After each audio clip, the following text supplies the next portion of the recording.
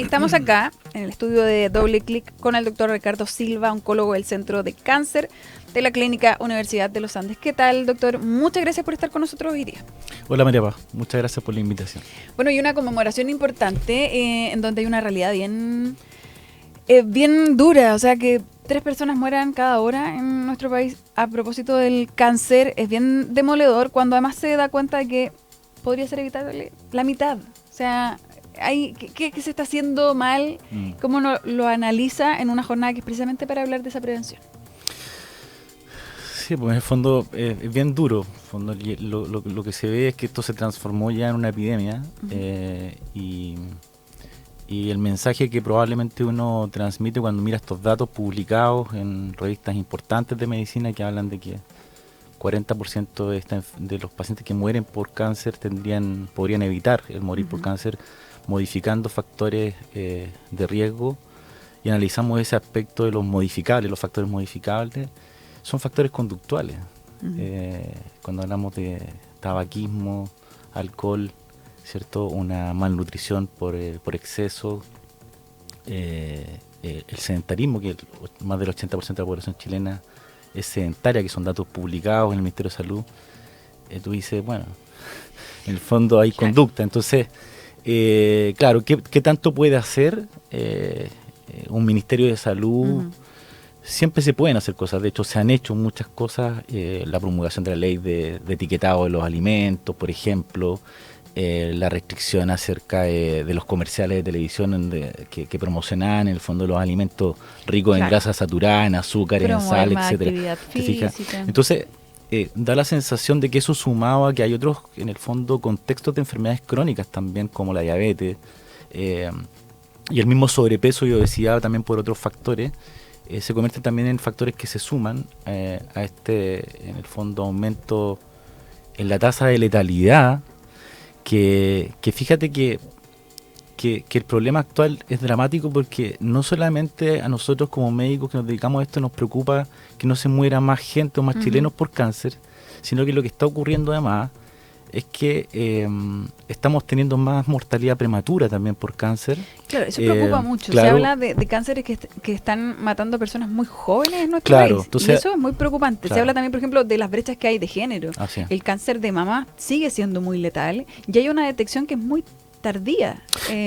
O sea, estamos llegando, o sea, además de tener pésimos hábitos, estamos llegando tarde también a atendernos cosas que son urgentes. Claro, entonces, antes de ir a ese punto que es súper relevante, lo que quería transmitirte de respecto a la mortalidad prematura, que no solamente está afectando a lo clásico, que es decir, el cáncer, el principal factor de riesgo no modificable es ser más viejo, la edad, ¿cierto? No lo podemos modificar, por tanto estamos aumentando el envejecimiento. La expectativa de vida de Chile son 75-80 años, nos estamos pareciendo países del primer mundo, estamos disminuyendo la natalidad, pero las personas jóvenes están teniendo más mortalidad prematura, entonces estamos sacando a gente funcional de la economía del país hacia enfermedades que son catastróficas. Pero tuvimos un censo que fue bien demoledor. Claro, y lo otro es el hecho de que en los sobrevivientes, además, tú generas también invalidez. Entonces, ese es otro problema, ¿te fijas? Entonces, desde el punto de vista práctico, ¿qué es lo que se puede hacer? Yo creo que evidentemente que la salud pública puede hacer mucho. Yo creo que en el país se han intentado hacer esfuerzos a través de la promulgación de la ley del cáncer, de la Comisión Nacional del Cáncer, pero la gente, la población tiene que hacer mucho, y probablemente ahí en el tema educativo, sobre todo desde los colegios, va a ser importante también educar más. Y ahí la medicina y la ciencia se mete a través de un elemento que podría ayudar y que tiene que ver con la prevención a través de mecanismos que pudieran ayudar. Cuando hablamos de los factores de riesgo modificables, en el fondo tenemos algunos que son medioambientales, que le llamamos los oncólogos. Y ahí están apareciendo y emergiendo hace mucho rato las infecciones. Ya tenemos infecciones de transmisión sexual, como la infección del virus papiloma humano, por ejemplo, la infección por algunos otros virus, como Epstein-Barr en el caso de los linfomas, que ven los hematólogos, ¿ya? Y hay una bacteria que ha dado harta vuelta en los hospitales, la información acerca del Helicobacter pylori, que se sabía hace mucho tiempo que era parte un poco de una asociación con cáncer gástrico, y fíjate que el cáncer gástrico es la principal causa de muerte en los hombres en Chile actualmente. ¿Más que el cáncer de próstata? Más que el cáncer de próstata, en el fondo. Lo que pasa es que entre la población de 30 años y 70 años en Chile, gástrico y pulmón son los más letales, ¿ya? Lo que pasa es que el cáncer de próstata es una enfermedad más de avanzada edad, la mediana de presentación son 70 años, y ahí es donde aumenta un poco la incidencia y la mortalidad después de los 70 años. Pero en el fondo la enfermedad más letal hoy día en hombres es el cáncer gástrico. ¿Y tiene relación con esa bacteria? Claro, y hay una relación. ¿Y por qué afecta más al hombre? ¿Por qué afecta más al hombre el cáncer? No se sabe, no se sabe. De hecho, en el fondo, cuando tú hablas del punto de vista global en cáncer, el cáncer afecta más a los hombres. 1 de cada 5 hombres tiene cáncer y 1 de cada 6 mujeres tiene cáncer, en el fondo. Y en ese sentido, a lo que quería llegar... ¿Puede ser porque van menos al médico? Porque son bien remolones para ir a los controles. Hace un tiempo hablaba precisamente sobre el cáncer de próstata con un doctor. Me decía, hay tanto mito y se niegan tanto a examinarse cuando lo primero que hay que hacer es un antígeno. O sea, yo creo que a lo que quería transmitirte es que el Ministerio de Salud, a través de su atención primaria, que es lo que hay que trabajar en Chile, y los médicos especialistas de los hospitales de alta complejidad, tienen que trabajar mucho más y ahondar mucho más y reforzar mucho más la información acerca de este concepto que se llama la prevención con vacunas, por ejemplo, en la edad escolar para el virus papiloma humano, la erradicación de esta bacteria cuando las personas hacen endoscopía y le encuentran esta bacteria, se erradica. De hecho, el GES te garantiza a la población que a los 7 días tiene su antibiótico en el fondo y puede tener en 30 días una consulta con un gastroenterólogo. Te fijas, esas herramientas existen, ¿ya? Así como otros tipos de vacunaciones como la hepatitis B, por ejemplo, para el riesgo de cánceres de Eso de, es importante, el mencionar que hay antibióticos y que hay un chequeo luego, claro, porque eso también os puede generar temor. Estamos hablando con el doctor Ricardo Silva, oncólogo del Centro de Cáncer de Clínica Universidad de los Andes. Es muy importante hablar de eso, porque puede generar que la gente no quiera hacerse colonoscopía, que puede decir, no voy a ir porque me va a dar cáncer. Claro, lo que pasa es que por eso te digo que hay una responsabilidad de nosotros, ahí como educadores en salud, cuando estamos en la consulta, porque la gente tiene temor. En el fondo, uno lo ve con los familiares. Los test endoscópicos son invasivos, ¿ya? O sea, son exámenes que necesitan tanto el alto como el bajo sedación la mayoría de las veces, y la gente tiene temor y también se pueden complicar, pero en Chile los gastroenterólogos están muy bien entrenados, cirujanos en el fondo digestivo muy bien entrenados en este procedimiento que es bastante simple, ¿ya? Y ese tema del antibiótico para el Helicobacter pylori es muy importante porque finalmente una persona, por ejemplo, que tiene sobre 40 años, que tiene más de 14 días de 2 semanas de dolor de guata, de reflujo, de distensión, ¿cierto?, que ha venido bajando de peso, alguien le encuentra una anemia en un hemograma, esa persona puede ir precozmente a un gastroenterólogo a hacerse una endoscopía, ¿ya? Y si se le encuentra, no sé, un Helicobacter pylori sin tener un tumor o teniendo una gastritis simple, esa persona puede disminuir el riesgo de mortalidad por esa enfermedad precoz, ¿te fijas? Y lo mismo pasa en el caso de la colonoscopía a partir de los 45 años para el cáncer colorectal, ¿cierto? Entonces, hay herramientas. Ahora, esas herramientas no van a servir de nada si la persona no cambia sus conductas, en el fondo. Eso es sumamente importante. O sea, es una cohesión entre esos dos elementos, que es el técnico que puede ir ofreciendo la ciencia y la medicina a través de herramientas validadas que disminuyen ese riesgo, pero si esa persona se hace endoscopías todos los años porque se quiere hacer endoscopía y no baja de peso, sigue fumando, sigue bebiendo alcohol todos los fines de semana en gran cantidad, en el fondo no hay mucho que hacer ahí. No hay un cambio también de conducta. Hablemos ahora de las mujeres, porque conversábamos que en los hombres se dan entonces los cánceres al estómago, y en las mujeres sigue siendo lo más habitual el cáncer de mama. Sí. Cervicuterino también. Sí, lo que pasa es que hay dos conceptos ahí. En el fondo, los ministerios de salud en el mundo tratan de guiar a través de datos, y los datos más duros que uno habla en medicina para poner en un contexto es la incidencia, el número de casos nuevos, ¿cierto? La mortalidad, ¿cierto? Que son los otros aspectos son los que yo te había dicho anteriormente, que tienen que ver con la mortalidad prematura, la disfuncionalización y eso. Entonces, en el caso de la mujer, la mayor incidencia la sigue teniendo el cáncer de mama, ¿ya? Y también de mortalidad, ¿ya? Pero claro, el cáncer colorectal también se ha atendido a aumentar la incidencia en tanto en hombres como mujeres, pero claro, la mujer, a diferencia del hombre, el cáncer de cuello uterino es una causa de mortalidad precoz, en el fondo en mujeres que están en edad fértil. En el fondo, lo que pasa es que en menos casos, Y probablemente nuestros próximos datos, los datos que el Ministerio de Salud debería mostrar en el futuro, ¿cierto?, acerca de la estrategia de la vacunación, nos va a dar un poco más de luces, y probablemente lo que debería ocurrir si logramos una buena cobertura de vacunación es que sí disminuyamos la incidencia. Lo que pasa es que a veces la incidencia, que es lo que pasa en hombres con próstata, tenemos harto cáncer de próstata a partir de los 70 años, 50, 70 años, no va necesariamente relacionado con la letalidad. Claro. ¿Ya? Que sea más mortal. Por ejemplo, el cáncer de vesícula biliar en la mujer es más frecuente y es muy letal, pero no es altamente frecuente. Vesícula la vesícula biliar. Pero que es la que se extrae, ¿no? O sea, Sí, es la donde se producen los cálculos. O sea, algo que se pudo también evitar. Así es. De hecho, Chile tiene la mayor incidencia de cáncer de vesícula en el mundo. Somos súper conocidos en el mundo. Cuando uno va a congresos afuera, todos mis colegas se van a reír. Siempre destaca Chile porque tiene la mayor incidencia de cáncer de vesícula biliar. ¿Y qué se puede ver eso? Hay muchos estudios en el fondo epidemiológico en Chile. Hay una asociación, porque en el fondo no es tan categórico. En la región de la Araucanía hay más incidencia. Se cree que tiene relación con la inflamación crónica, de la presencia de cálculos, algunos factores alimentarios. No se tiene mucha claridad. Probablemente ahí Chile tiene que hacer mucho. Todos llegamos a la conclusión de que hay que meter dinero para tratamientos, para diagnósticos, ¿te fijas? Y ahí es donde se mete la patita de que en el futuro la ley del cáncer va a tener que destinar recursos a hacer investigación, tabular datos, a hacer registros adecuados de eso. Es bien increíble, porque se da además solo en la Araucanía, y también tiene que ver quizás con normalizar síntomas que no hay que normalizar. O sea, si hay alguien que viene con presencia de cálculos, me imagino que hay una calidad de vida bien disminuida. Los cálculos son terribles, son muy dolorosos, y que alguien lo normalice para desarrollar un cáncer cuando la vesícula es una operación que se puede hacer rápido, que se puede sacar rápido.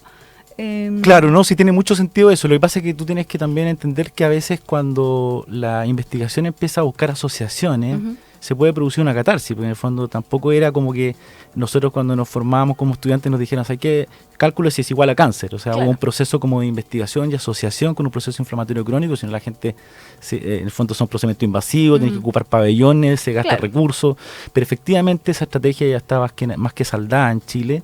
Y es un órgano que es de fácil visualización con una ecografía simple, y solamente la sospecha del médico puede llevar a un paciente a un éxito terapéutico y sacar la vesícula cuando corresponda para prevenir el desarrollo de esa enfermedad. Se puede sacar a través de la operación laparoscópica, o sea, son incisiones mínimas. Claro. Lo que pasa es que en general nosotros los oncólogos le damos harta vuelta al tema de la racionalidad para ser invasivo. ¿Te fijas? O sea, como que no llegar y decirle a la población, ¿sabes?, que hágase 1000 test invasivos, gaste todo el dinero que tienen en hacerse exámenes, y en el fondo esos exámenes no van a aumentar la probabilidad de encontrar un diagnóstico precoz, y ni menos van a disminuir la mortalidad. Ahora, hablando de riesgos de vida, sacar una vesícula que tiene un cálculo o que desarrolla cálculo versus sacar una vesícula que ya tiene cáncer, sin duda es mucho más. Por supuesto. Lo que pasa es que ahí, claro, uno se mete en un tema más bien técnico, que eso permite que sea una indicación mucho más fácil de recomendar, porque el entrenamiento de los cirujanos en Chile es muy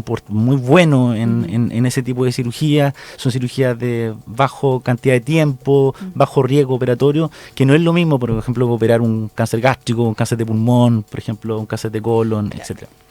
Doctor, y desde el punto de vista porque lo habíamos mencionado ya, pero la sensación de que todos llegamos tarde un poco a los chequeos.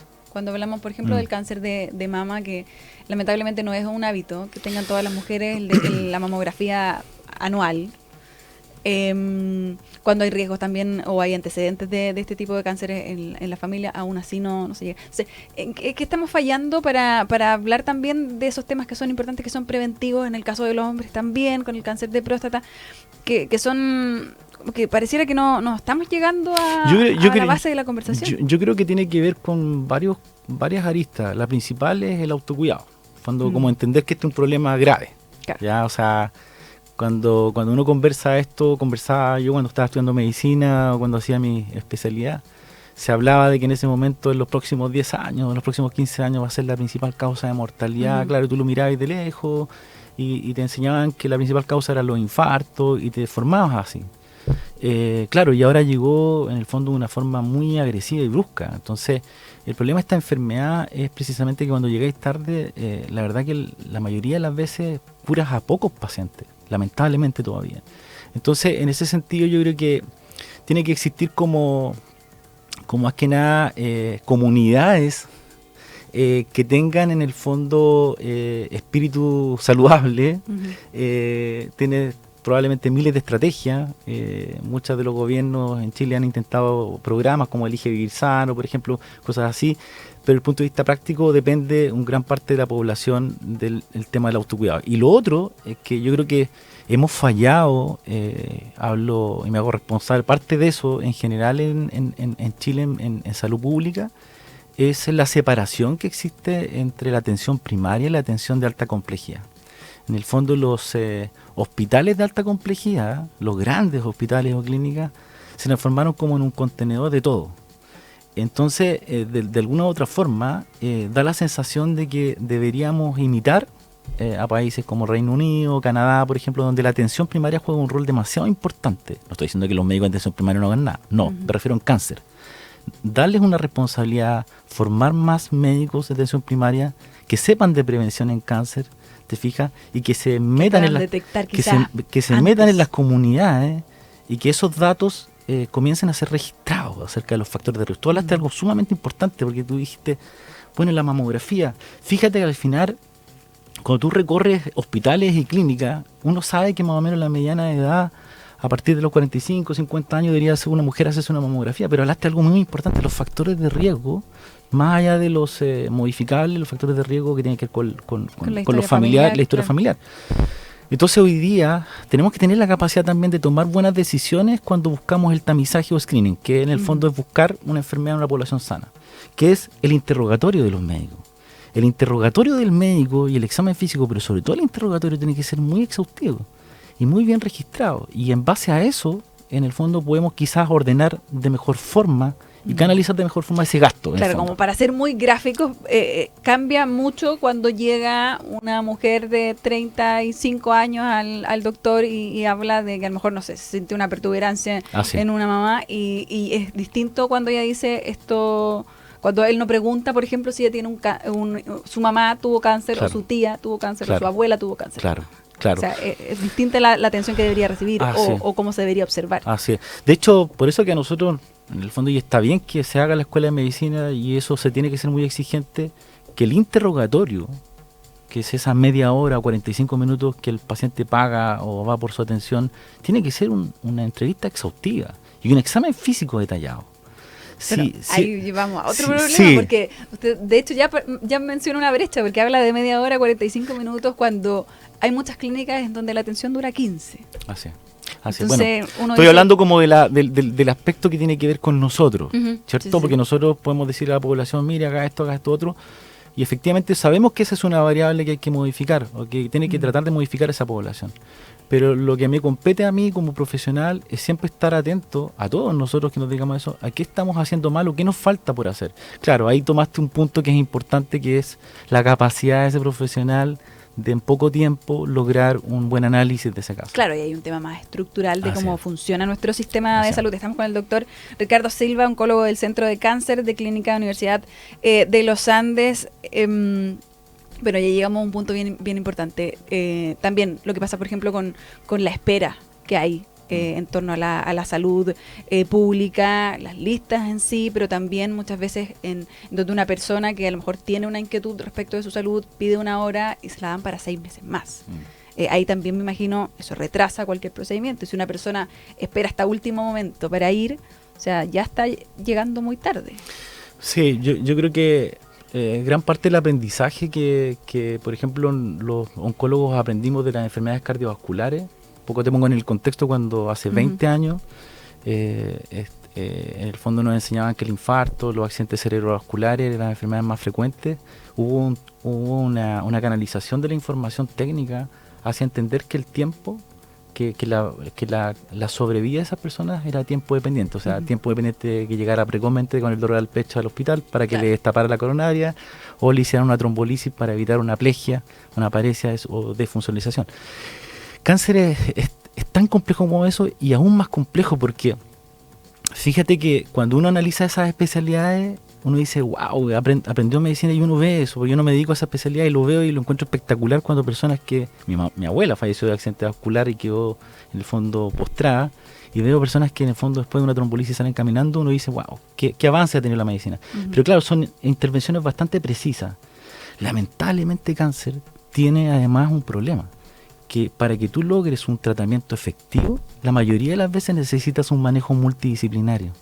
O sea, para curar una enfermedad necesitas, por ejemplo, cáncer gástrico, necesitas un cirujano y un oncólogo.